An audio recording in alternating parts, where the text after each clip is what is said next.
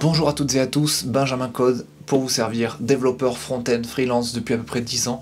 Aujourd'hui, je vais tenter de répondre à une question qui m'a été beaucoup posée par mail et qui, à mon avis, va être d'intérêt général. Que vous sortez d'un bootcamp, d'une formation en ligne, d'une école je ne sais où, trouver sa première formation, ça peut être sacrément déroutant et compliqué. Entre les doutes d'être à la hauteur, les technologies à apprendre dans tous les sens, les entretiens qui se passent pas forcément très bien, les tests techniques qui sont très déroutants et souvent hors sujet, et enfin, pour couronner le tout, cet enfoiré de syndrome de l'imposteur, il est pas du tout évident de garder le cap et la motivation. Vous pouvez très facilement vous décourager et ça c'est ce qu'on veut éviter à tout prix.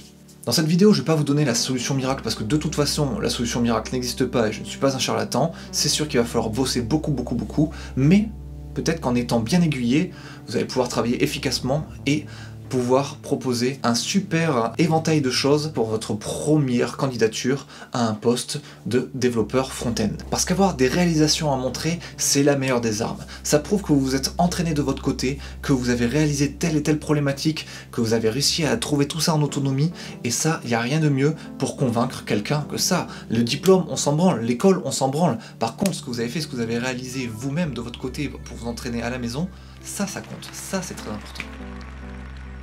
Nous allons donc aller du plus simpliste au plus complexe en expliquant à chaque fois ce que le projet vous apportera si vous le réalisez. Aussi, vous verrez que souvent, je vous laisse assez libre de trouver vos propres sujets parce que c'est plus motivant quand vous travaillez sur des choses qui vous plaisent vraiment. En attendant, si vous avez bossé sur des choses ou si vous avez des choses en tête sur lesquelles vous aimeriez bosser, n'hésitez surtout pas à le mettre dans les commentaires car ça pourrait inspirer beaucoup de monde, d'accord? Allez, on commence sans plus attendre avec le premier milestone, le HTML CSS. Alors le HTML, CSS, c'est bien entendu la base pour tout ce qui est développement front-end. Mais justement, comme c'est la base, parfois c'est un petit peu négligé, pas très bien maîtrisé, et du coup on empile des connaissances après sur des fondations qui sont pas bonnes. Alors si je peux vous donner un conseil, c'est de vraiment revenir et travailler votre base, le HTML, CSS, et en particulier les Flexbox. Ça, vous devez tout connaître sur les Flexbox, donc pour ça je vous propose par exemple ce site qui est très cool pour apprendre en rigolant, Flexbox Froggy. Allez dessus, c'est traduit en français en plus, donc ça vous permet de mettre un petit peu en pause votre cerveau pour vous concentrer vraiment sur l'essentiel. Maîtrisez à fond ça. Après, il faudrait éventuellement aussi maîtriser Grid, mais c'est pour moi un petit peu moins important. Vous pouvez le découvrir comme ça sur le terrain, c'est un peu moins grave. Mais par contre, Flex, c'est impardonnable de ne pas le connaître aujourd'hui. C'est vraiment l'outil absolu en CSS. Quand j'ai commencé le CSS, il n'y avait pas Flex. Il y avait bordel de merde quand c'est arrivé. Qu'est-ce que ça a changé ma vie? C'est un truc de ouf. Mettez aussi l'accent sur les positionnements relative absolute, comment ça se comporte, un bloc absolu dans un bloc relatif dans un bloc absolu. Regardez comment ça fonctionne tout ça parce que ça aussi c'est très important, vous allez l'utiliser énormément et c'est un petit peu subtil, donc mettez un peu l'accent là-dessus, ça vaudra le coup.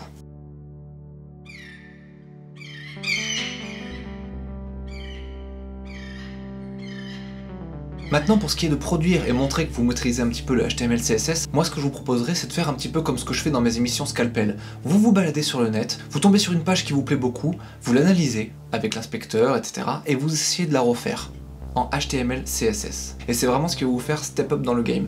Et après, vous mettez de côté toutes vos intégrations comme ça et vous pouvez montrer, ben voilà, j'intègre ci, j'intègre ça, j'intègre ça. Et pour moi, ça c'est une preuve de votre savoir-faire.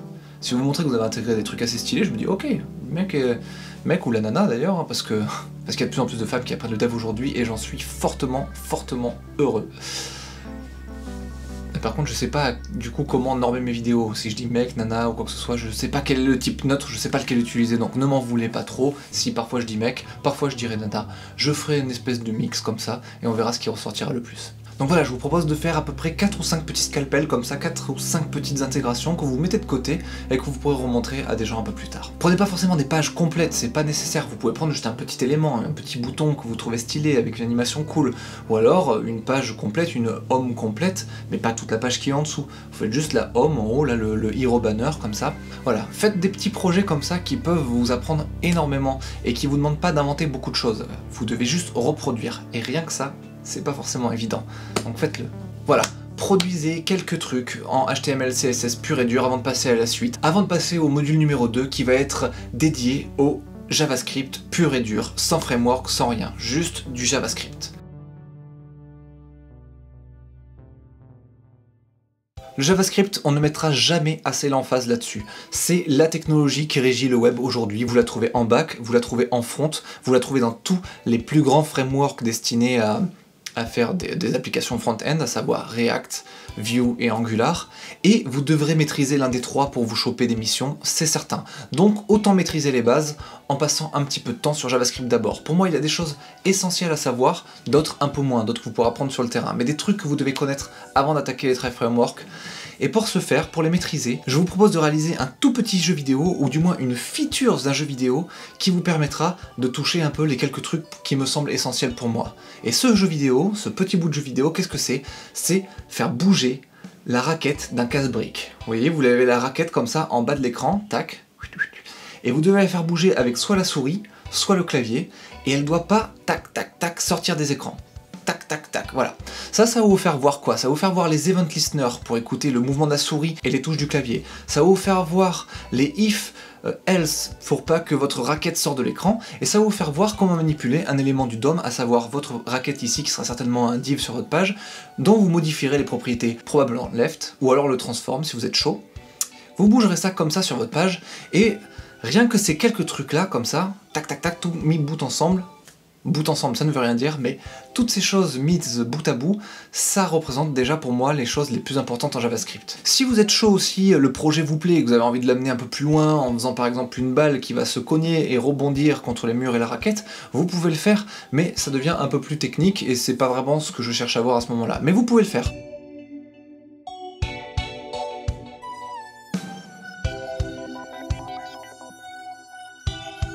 Après, l'autre chose en JavaScript que je vous conseillerais de revoir avant de passer au module numéro 3 sur l'apprentissage d'un des trois frameworks, c'est faire la différence entre ce qu'est un objet dynamique et un tableau.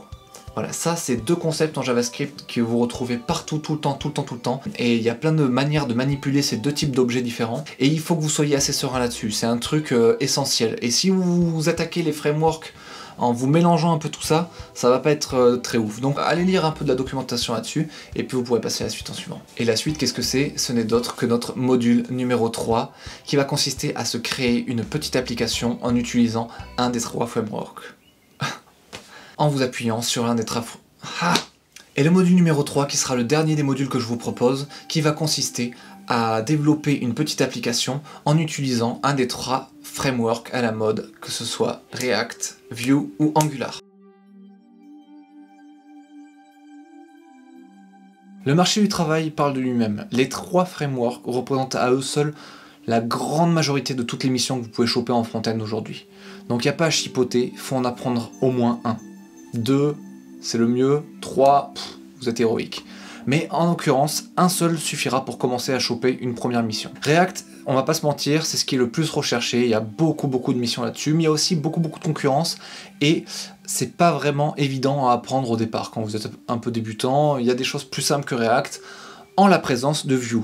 Vue, c'est le deuxième framework le plus utilisé aujourd'hui, il a énormément le vent en poupe, il prend de plus en plus de parts de marché, et il a la particularité d'être assez facile à apprendre. Et il est vraiment bien documenté, la documentation a une traduction française très propre, ce qui fait que là aussi, encore une fois, si vous voulez mettre en pause un petit peu votre cerveau pour vous concentrer que sur l'essentiel, à savoir la programmation, et pas trop vous embêter avec l'anglais si vous ne le maîtrisez pas à 100%, ça peut être un plus que d'avoir une doc bien faite et en français. Angular, je vous le déconseille fortement, parce que même si c'est mon framework de cœur, celui que je maîtrise le mieux, celui que j'aime le plus, il y a de moins en moins de missions là-dessus, et en plus il est très compliqué à apprendre, donc c'est pas vraiment un bon plan que de partir sur Angular tout de suite.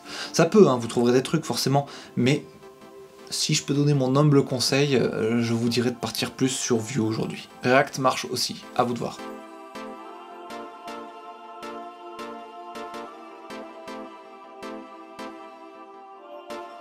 Pour ce qui est des ressources pour apprendre tout ça, je vous laisse vous trouver la vôtre. En fait, il y a des tonnes et des tonnes de tutos, ça va des trucs gratuits aux trucs payants, il y a des trucs très bien en gratuit, des trucs très bien en payant, il y a des trucs plus ou moins longs, plus ou moins profonds, plus ou moins machin. Là, j'ai pas vraiment grand chose à vous dire. À vous de faire votre petit commerce et trouver la ressource qui vous conviendra le mieux. De toute manière, c'est ça aussi le métier de développeur, c'est de chercher ses ressources soi-même, c'est de trouver les tutos qui vont le plus nous correspondre. Au final, je pense que n'importe quel tuto vous mènera à Rome et vous apprendra les choses essentielles, donc à vous de voir, allez chercher ce que vous voulez. Après, rien ne vous empêche de mettre dans les commentaires de cette vidéo des choses, des tutos que vous trouvez vraiment cool. Moi, j'ai pas d'idée là-dessus, j'ai pas fait de benchmark et c'est pas vraiment le propos de cette vidéo. Juste un tout petit conseil quand vous cherchez vos tutos, comme ce sont des technologies qui avancent très vite, ne prenez aucun tuto qui a plus de 2 ans. Okay, ou alors prenez des trucs qui ont été mis à jour ou que sais-je, mais 2 ans pour cette technologie-là, c'est pas mal. Vous pouvez pour ça utiliser dans Google, il y a un petit tools, là quand vous cherchez des tutos, etc., quand vous cherchez des choses, vous faites afficher plus d'outils et vous pouvez régler la date sur les articles qui ont moins d'1 an. Je fais ça tout le temps. Pour chercher des solutions en informatique, c'est hyper pratique. Vous cherchez des trucs qui ont moins d'1 an, comme ça vous évitez de tomber sur des trucs beaucoup trop à l'ancienne, qui datent de 2012, qui ne sont plus du tout à jour et qui vont vous apprendre plus de merde qu'autre chose. Au final, je m'en fous en fait du framework que vous allez choisir. Ce que je veux voir en tout cas, en tant que recruteur, on va dire, ce que je veux voir, ça va être un mini-site, une mini-app, un petit truc, une petite fonctionnalité que vous avez faite avec l'un de ces 3 frameworks qui est très bien faite, voilà. Je ne demande pas un truc compliqué, mais un truc qui est bien fait et qui est un peu challengeant quand même. Ne me faites pas juste un bouton qui affiche quelque chose. Je veux un truc un peu plus technique. Genre, vous allez chercher par exemple une API qui vous pond des données, etc. Et en général, ces API sont bien faites. Vous avez une fonction de recherche sur ces API. Vous envoyez une recherche depuis votre mini-app. L'API va vous renvoyer un résultat, donc une liste d'éléments qui correspond à ces résultats. Vous me les affichez sous forme de cartes dans une grid, comme ça sur une page, et quand on clique sur ces cartes, on voit le détail par exemple de la carte. Je ne sais pas sur quel sujet vous pouvez le faire, il y a un site qui s'appelle OpenAPI ou je ne sais pas quoi, je suis très mauvais avec les noms, mais bref, il y a un site qui répertorie des tonnes et des tonnes d'API qui sont ouvertes et qui vous permet de vous amuser et de trouver et d'inventer des sites complètement farfelus. Par exemple, il y a même une API sur les films des studios Ghibli, c'est-à-dire cette API vous renvoie tous les films, vous renvoie les dates, les genres, le synopsis, les images, plein de choses comme ça, vous pouvez les filtrer par année, par genre, par truc, blablabla.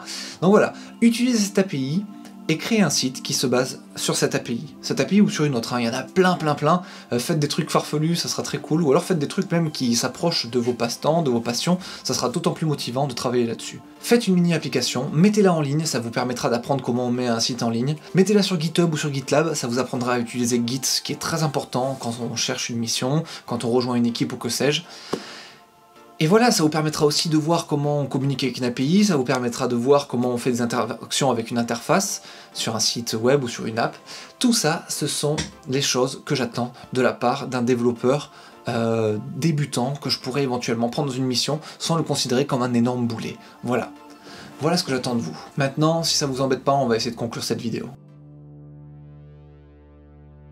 En fonction du niveau que vous avez en sortant de votre bootcamp ou de votre école, en fonction de l'investissement que vous pouvez mettre, en fonction de la vitesse à laquelle vous apprenez les choses, etc., on est tous différents vis-à-vis de l'apprentissage, donc c'est très dur de donner une fourchette, mais je pense que pour ceux qui vont le plus vite, ça peut être fait en 2-3 semaines, pour ceux qui vont le plus lentement, ça peut aller peut-être jusqu'à 6 mois, mais en tout cas, ce qu'il y a de cool, c'est que maintenant vous avez un cap, vous avez un plan.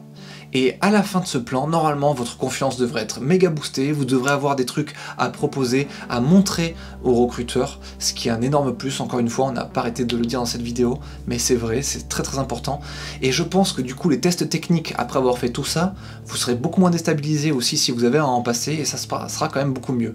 Petite parenthèse quand même, les tests techniques, c'est souvent de la grosse merde, c'est très souvent loin de la réalité, donc parfois... Même les meilleurs se plantent sur un test technique, c'est vraiment un peu aléatoire, c'est la roulette russe. Donc ne vous laissez pas abattre par ça si vous êtes planté un test technique, c'est pas grave. Soit dit en passant, j'ai passé 3 tests techniques dans ma vie, j'ai raté les 3, et ça fait des années que j'en ai pas passé, et que je m'en porte très bien, je sais pas pourquoi ça passe, juste en montrant des choses, justement, on me fait pas chier avec cette histoire de test technique à la con. Mais au début, j'ai dû montrer des choses. J'ai dû faire des choses pour qu'on me fasse confiance. À vous de jouer maintenant, à vous d'acquérir cette confiance. Si vous avez des doutes, l'espace des commentaires est là pour vous. Et si vous trouvez cette vidéo intéressante et que vous avez des copains ou des copines dans la merde comme ça, qui ne savent plus trop aller, qui sont un peu perdus, n'hésitez pas à leur partager. Voilà, c'est une vidéo que j'ai faite à la suite d'un mail que j'ai reçu d'une personne qui était vraiment très embêtée, assez perdue. Donc j'espère que cette vidéo te sera utile. Et j'espère qu'elle sera utile à plein d'autres gens. Abonnez-vous, mettez un like et tout ça. À ciao, c'était Benjamin Code.